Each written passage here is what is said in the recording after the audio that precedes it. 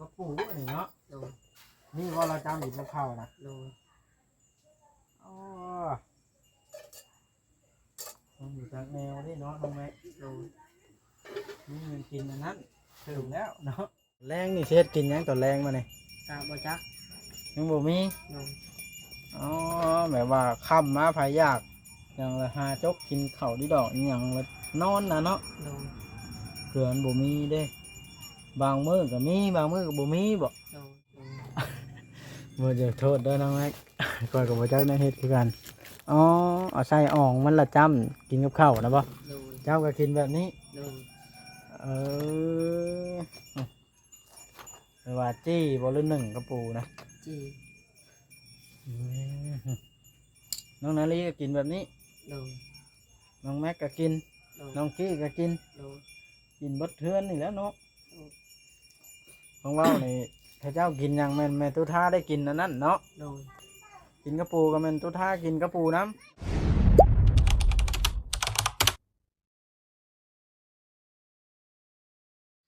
เดี๋ยวพี่น้องเปิดภาพขึ้นก็ได้มา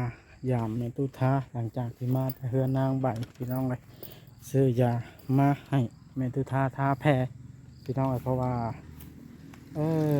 หมู่บ้านนี่เห็นแผลลึกขนาดพี่น้องเลยเนาะเขาก็เลยอดบ่ได้ซื้อยามาให้ลาทาเพราะว่ามันบ่มีซื้อแถวบ้านพี่น้องเลยก็เลยซื้อมาตะเคียนอีกทางมาเพื่อนะก่อนอื่นก็ทักทายสบายดีเด้อพี่น้องสวัสดีพี่น้องFCเบิดสุขุสู่เพิ่นพบพ่อกันยามแรงค่ำพี่น้องใกล้สิมื้อแล้วล่ะเราก็ซื้อยามาให้แม่ตุทาเพราะว่าเราบอกว่าเราเจ็บแห้งว่านี่ก็เลยมาแต่บ้านนางใบก็เลยมาเพราะว่ามันบกไก่ปันใดนะพี่น้องเนาะก็เลยซื้อยามาให้เพิ่นทาแผลแล้วก็มาเยี่ยมเบิ่งอาการเพิ่นเลยเนาะจะสิว่าแนวใดล่ะมันอยู่จากแนวเลยเด้ครอบครัวที่ทุกข์ยากอะไรแบบนี้ก็ยากพี่น้องผู้อยากช่วยแต่ว่าผู้ที่เพิ่นเคยช่วยก็เพิ่นก็ช่วยหลายเทื่อหลายที่หลายกับเพิ่นก็เมื่อยช่วยอยู่หันก็ได้พี่น้องคิดในใดละบวัดก็ได้เลยมาถ่ายให้ชีเบิ่งหลายคนเพื่อเพิ่นจะเบิ่งเห็นพี่น้องพี่น้องเป็นการเสียเวลาไปหาเพิ่นกันเลยดีกว่าเนาะไปเยี่ยมอาการในทุกท่าเลยพวกเพื่อนพกแม่รถเราจอดไว้ที่พี่เพราะว่าทางเข่าบ่ฮอดพี่น้องไปนี่พี่น้องเลยทำแล้วแต่เว้นก็โอ้ตกละแต่ว่าเขาก็ยังมาเยี่ยมเบิ่งก่อนยังไงก็ได้พี่น้องเอ้ยตัวรถถีบแล้วยังขี่ได้สบายเบิ่งว่านี่หัวพี่น้องเอ้ยแล้วครอบครัวนี่พี่น้องเอ้ยทุกข์ยากแล้วก็ยากผู้ซอยอีกนะพี่น้องเอ้ยเห็นFCเพิ่นก็คอมเมนต์หลายคนว่ามาซอยครัวนี้เด้อซอยนี่เด้อเขาก็อยากซอยอยู่พี่น้องเอ้ยกันเขาซอยได้เขาก็ยังซอยแล้วได้แต่ถ่ายคลิปให้ผู้ใจบุญเพิ่นเบิ่งแล้วเพิ่นก็แล้วแต่เพิ่นสิเมตตาพี่น้องเอ้ยเพื่อนก็สภาพที่เห็นนี่แหละพี่น้องเอ้ยเบิดผลแล้วพี่น้องไอ้บ้านกันสมมติว่ามีผู้อยากเฮ็ดเทือนเฮ็ดซานให้เพิ่นก็ยินดีพี่น้องเอ้ยเอาไปเป็นสะพานบุญให้นี่ปลูกวันนี้ขันใดก็ได้ไปน้องขึ้นเบิ่งกันเลยบ่ต้องเว้าลายยายห่างน้องแม็กก็อยู่เฮือนอีกแล้วตียักไปทางใดอีกล่ะคำแล้วก็นะสบายดีตัวคำมืดแล้วน้องแม็กมาเนี่ยแม่ไปทางไหนมาเนี่ยแม่ไปเกี่ยวข้าวโอ้นี่ข้าวดอกเป็นไงมากแค่ไม่ตัวทานะนิบแล้วเอาไปยิบอยู่ใช่น่ะห้องหมอให้เอาไปข้าวไม่เท่าไปยิบเลยนิบอยู่ห้องหมอโอ้ทางอันเอ้ยน้องเล่าคือกันบ่โอ้ย น้องเราเป็นผู้เอาไป โดย โอ้ก็ดีแล้วใช่ละ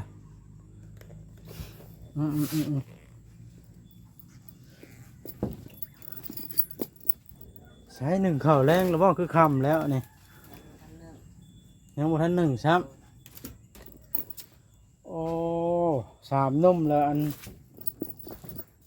มาพ้นกินข้าวเจ้าอยู่นี่บ่ มาแต่สองคน หนุ่มรันแล้วบ่ได้มา โดย ไปอยู่วัดอายน่ะเนาะบ่พอแล้วอยู่เพิ่นละซื้อยาอันเตลาเพิ่นมาแว่อันเคนิกเพื่อให้มันเท้าอ่ะ โดย มันชื่อพวกยาทาบาดแผลโดยเฉพาะ โดย ทาละแห้งดีรุ่นนี่เวลาแก้ล่ะคุนี่ทาหรือว่าไผเป็นกระทา โดย หรือว่าเจ้ามีบาดแผลกระทา โดย อ่ะไว้ให้เราเด้อ โดย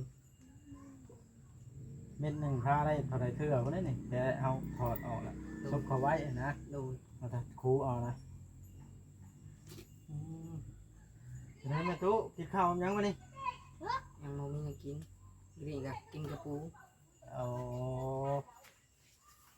หมดทั้งนี้เผ็ดเนาะ โดย พอเราเป็นห่วงในตู้ท่ายันบ่มียาท้าสิเราก็เลยมามันนี่คำแล้วก็ได้คือว่าว่านี่เห็นบาดแผลเจเบื่ออยู่ขันจีลบขึ้นไปซื้ออยู่พุ่นบัดไกเนาะ โดย ใครแน่แล้วบาดนี่เนาะไปของหมอเมื่อไหร่นี่ มื้อนี้ หากไปมันนี้ โดย เป็นบาดเก่าแล้วใช่เนาะ โดย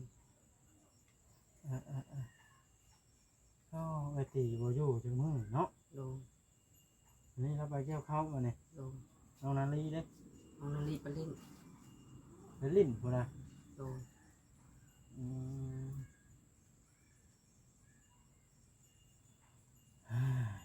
สิว่าได้ละมีคนถามพี่น้อยสามนมนี่เป็นไผอย่างมาวุ่นวายมาก่อกวนเวทีแท้อ่ะอธิบายให้ได้น้องแม็กเป็นไผสามนมนี่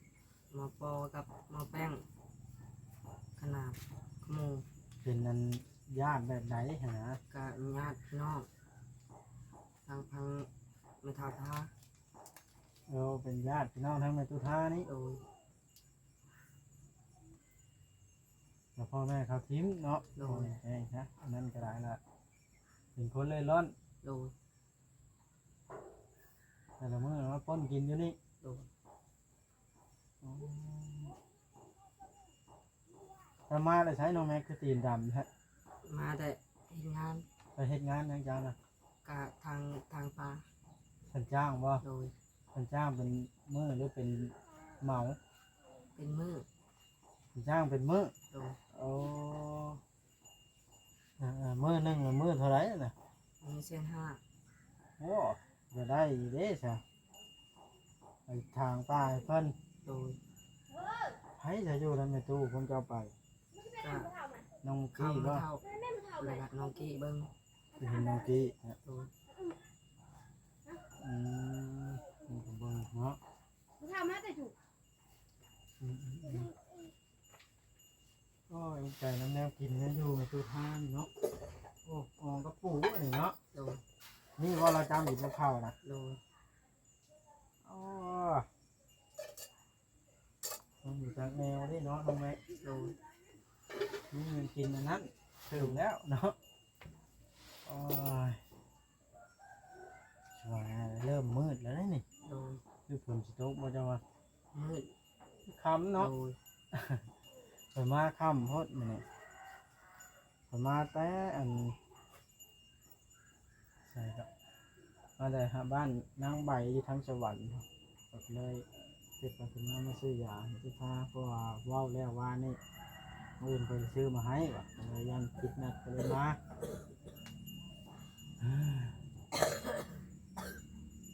ว่าสิหาที่ได้เจอบุญสิเราซื้อน้ำตาลนะเจ้าของนี้น้องแม็กเลยขึ้นตามบุญตามวาสนาอะไรนี่จ้ะเนาะ โดย ชาวแตงอ่อนก็ให้ห้องอย่างนี้ข้าวกินนั่นก็ได้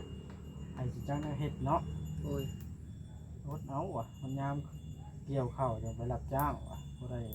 กินข้าวอยู่น้ำคนนั่นนายจ้างหันเนาะ โดย แต่ละคนใกล้แล้วได้นี่เข้าดอบางคนก็เขาเกี่ยวแล้วก็มี โดย แต่ว่าเข้างานนี่ยังอีกเป็นเดือนแล้วเนาะ โดย เข้าดอใช่เพราะได้กินย่านข้าวเบิดแบบนี้แล้วแต่ละคนน่าใจอย่าลืมด้วยนี่นะคันแกะล้างแพรล้างละคู่ใช่บ้านน่ะ โดย เก็บไว้ดีๆเวลาแพรแล้วดีแล้วก็เวลาเป็นแล้วเอามาไว้ใช้ไผเป็นก็ได้ โดย ใช้ได้เบิดเพราะว่าถามมันทางมันแพทย์เพิ่นว่ายาใช้บาดโดยเฉพาะนะ โดย ต้านเชื้อบ่ให้เกิดเซตานอสอยู่ในหันอีก โดย ค่ำเฉพาะเนื้อตีมานี่ ก็บ่จัก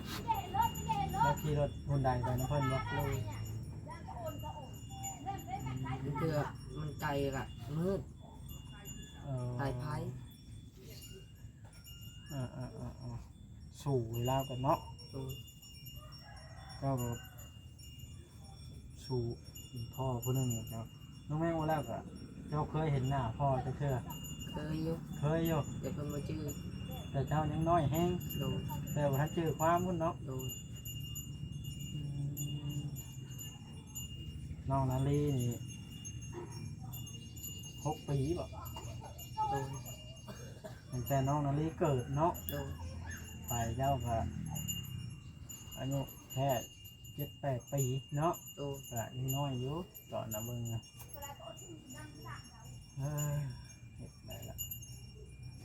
เกิดมาก็เนาะน้องแม็ก โดย สู่ชนตั้งแต่น้อยอันนี้ละพี่น้อยน้องแม็กนี่คือขอเล่าเลยบ่มีพ่อเลี้ยงมีแต่แม่เลี้ยงเลยได้นี่แล้วก็แม่สู่ชนมาเลี้ยงพุดเท่านี่พร้อมแล้วก็สู่ชนจนน้องแม็กไปเฮ็ดงานซอยกูมือนี่ซอยได้แล้ว ไปพอได้ทำมาหากินซอยกันได้แล้วพี่น้องเอ้ยตีเราสู่ชนฝ่าฟันมาจนลูกง่ายชั้นนี้กว่าจะ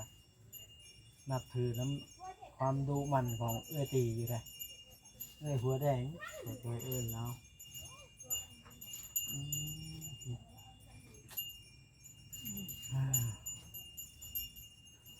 คำมืดไว้แท้งามนี่เนาะ โดย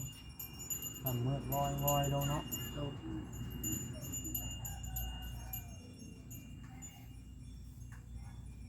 สิว่านั่นแหละละคอยกระดานนั่งคอยกระดับซอยพยายามอยู่หลายคนFCคอมเมนต์บอกว่าให้มาซอยชวนหมู่มาถ่ายหลายๆคนว่าถ่ายก็ ให้สิจังแล้วเนาะบ่มีผู้อยากซอยเนาะ โดย นี่คือว่าสู้ต่อไปแล้วเฮาก็ได้มันบ่จังได้เฮ็ดแล้วเด้ผู้เคยซอยก็เพิ่นก็คือเว้าหั่นละเนาะเพิ่นก็ซอยดูแล้วเพิ่นก็เมื่อยเนาะ โดย ก็บอกว่าเพิ่นพี่น้องเอามีตีนมีมือเขาก็ต้องพยายามสู่ชนไปก่อน โดย เทียบใช่ครับมันผู้ที่มีครับกินมีกินมีอยู่แล้วเพิ่นผู้ใจเพิ่นยังช่วยหลายคนอยู่กับมี โดย แต่ว่ามันก็เป็นบุญของเพิ่นเนาะอาจารย์เฮ็ดคือกันอันนั้นก็ได้งัวไผอันนี้มันหลังแผงน้องแม็ก งัวน้องมี นี่ได้ โดย ก็เลยลิงติงตังอยู่มันไม่ได้เป็นนะเสียงดังสนั่นฟันพื้นเลยเขาสมบูรณ์เนี่ยเฮ็ดคือกันเล่นแบบ โดย ตอนแรงนี่เฮ็ดกินยังตอนแรงมาเนี่ย กะบ่จัก ยังบ่มี โดย อ๋อแบบว่าค่ำมาพายากอย่างละหาจกกินข้าวดีดอกอหย่างละนอนนะเนาะ โดย เพื่อนบ่มีเด้บางมื้อก็มีบางมื้อก็บ่มีบ่ โดย แบบนี้แล้วเนาะ โดย บางมื้อนี่กินหยังตอนแรงโฮมพา บางมื้อก็กินหน่อไม้ หน่อไม้กินจิรอแบบนั้นแหล้วเนาะปูปลากบแหล้ว โดย พี่น้องเอ้ยไผจะจำเกลือนะจำกินกับหยังเกลือนะ เอากินกับกระปู กินกับข้าว โดย บ่จะโทษเด้อน้องแม็ก ก่อนกับบ่จักได้เฮ็ดคือกันอ๋อเอาใส่อ่องมันละจำกินกับข้าวนะบ่ โดย เจ้าก็กินแบบนี้ โดย เออ หรือว่าจี้บ่หรือหนึ่งกระปูนะ จี อืมน้องนาลีก็กินแบบนี้ โดย น้องแม็กก็กิน โดย น้องกี้ก็กิน โดย กินเบดเทือนนี่แหล้วเนาะ โดย ของเว้านี่พระเจ้ากินหยังแม่นแม่ตุท่าได้กินอันนั้นเนาะ โดย กินกระปูก็แม่นตุท่ากินกระปูน้ โดย ำโอ้นี่แหละชีวิตวิถีชีวิตแหละนี่นะพี่น้องเอ้ยตะกี้เจ้าจื้อได้บ่ทางบ่เตียงเคยมาสัมภาษณ์บ่ โดย เจ้าจื้ออยู่บ่ โดย จักปีผ่านมาแล้ว 3 ปี 3 ปี โดย โอ้เราเคยมาถ่ายอยู่เนาะ โดย กันเห็นเรานี่เจ้าก็จื้อบ่ โดย เออเพราะว่าคอยก็เคยเห็นอยู่แต่กี้เขาติดตามแล้วแล้วคอยบ่ทันเฮ็ด YouTube พุ่นเราเข้ามาถ่าย โดย หมู่บ้านโพนสว่างเราถ่ายเพิ่นละเขตนี่เนาะ โดย อ่า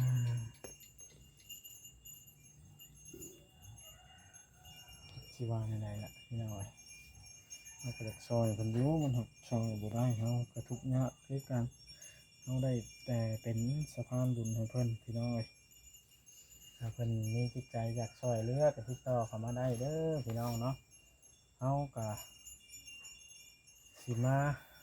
เป็นสะพานบุญให้ไม่ว่าในด้านใดพี่น้องเอ้ยเพิ่นให้มา100 บาทเฮาก็มาซอย100 บาทตามจุดประสงค์ของเพิ่นเฮาก็ได้ถ่ายคลิปพี่น้องเอ้ยสิว่าในใดล่ะเฮาก็ถ่ายให้เพิ่นเบิ่งทุกขั้นทุกตอนละเฮ็ดหยังก็ได้พี่น้องเอ้ยภูมิใจเด้น้องแม็กเจ้าคิดอยากไปทำงานอยู่ไทยบ่น้องแม็กคิดอยู่ โดย คันไปนี่สิไปเฮ็ดงานหยังน้ำไผ กะมันเถอะกะไปน้ำมู อ๋อหมู่เฮ็ดหยังก็เฮ็ดเนาะ โดย บ่ได้เงินส่งมาให้น้องให้แม่ โดย เจ้าเกิดมานี่ใหญ่ซำนี้นี่ขอถามหน่อยเจ้าเคยได้โทรศัพท์เป็นของตัวเองจักเทื่อแล้ว 2 แล้วมันไปใช้ซะ มปอลักไปขาย เขาลักเอา โดย แล้วคุมื้อนี่บ่มีบ่ โดย อืมส่งว่าแท้อันตะกี้เจ้าซื้อเอาอยู่เนาะ โดย เป็นผู้บ่าวบ่มีโทรศัพท์มันก็บ่เป็นแล้วอันนี้ก็เหงาแล้วน้องแม่ โดย เจ้าก็อยากได้อยู่บ่โทรศัพท์ก็ได้ เป็นได้ สร้างภาพเนาะขอโทษน้ำข่อยกันเนาะพอได้เลื่อนเห็นโลกภายนอกน้ำมูกน้ำกรองเนาะ โดย เออฮะ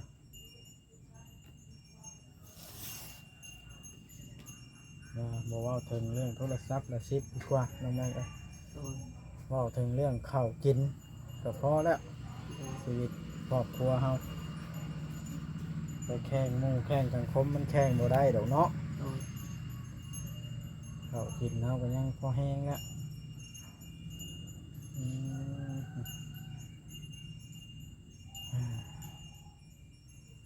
หายแน่มาติดทางก็ได้ไปห้องหมอแล้วหายห่วงแน่ถามแล้วดูเราเจ็บอยู่บ่เดียวนี่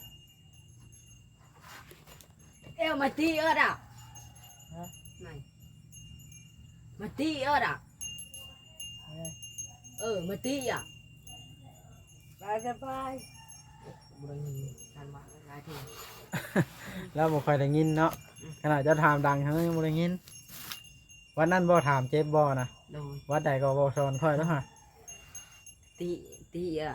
มัน ตีอยู่บ่เดี๋ยวนี้บ่ โดย ตีบ่เดี๋ยว โด นี้ ย คันบอกให้นั่งเด้ ตะกู ฮะ ตะกู ตะกู้หัว โดย อ๋อนั่งลงนั่งลง โดย พี่น้องขนาดบ้านใกล้กันอยู่ได้นี่ครับภาษาต่างกันพี่น้องเลยแต่ว่าเจ้านี่เก่งเด้เข้าใจภาษาค่อยเป็นบ่เข้าใจภาษาแล้วเจ้าตะกู้บอกให้ยืนขึ้นเด้ ยืดจะยึง แต่ยึง โดย แต่ยึงขึ้นวะ โดย เดี๋ยวนี้วะ โดย อ่า เวียดลาวหูได้เวียด เวียดหู้วะ โดย โอ้มันอยู่หึงเฮ้ยอืม มื้อนี้ก็บ่มีหยังหลายพี่น้องเอาเลยน้องแม็กไอ้ก็มาเยี่ยมยามเบิ่งครอบครัวเจ้าแล้วก็มาเยี่ยมแม่ตุท่านี่แหละ โดย เป็นห่วงย่านเราเจ็บบาดแผลนะก็เลยเอายามาให้เด้อ โดย มีแต่ว่าสู้ต่อไปสักวัน โดย เราต้องใหญ่ขึ้นเป็นเบาวหรือว่าชีวิตเราต้องดีขึ้นถ้าเราทำดี โดย เราคะแนนบ่รักมักจกของผู้อื่น โดย เจอไว้เด้อ โดย บ่เฮ็ดได้อดหิวก็ไปลักจกของผู้อื่นเราต้องไปทำงานกิน โดย เราเกิดเป็นคนเราต้องเฮ็ดแบบนั้น โดย เนาะ โดย จังไดกันอยู่ดีไม่แห้งสู้เด้อน้องแม่เด้อฮะสบายดี